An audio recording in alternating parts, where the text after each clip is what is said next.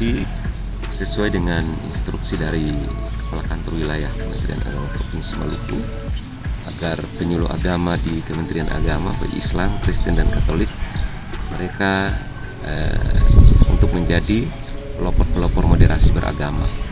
Oleh sebab itu pada kesempatan Natal tahun ini kita turunkan penyuluh yang ada di Kota Masohi dan Amahei semuanya, baik Islam maupun Kristen, untuk terlibat dalam pengamanan sekaligus pembagian masker dan hand sanitizer kepada jemaat yang mau melakukan ibadah hari ini.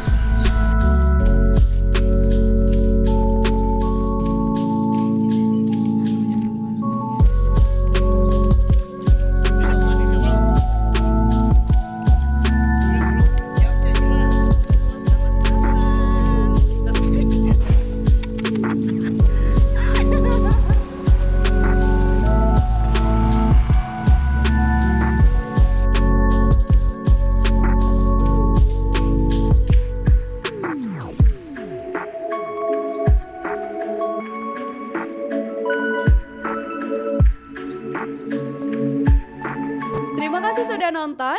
Jangan lupa like, subscribe, dan share ya.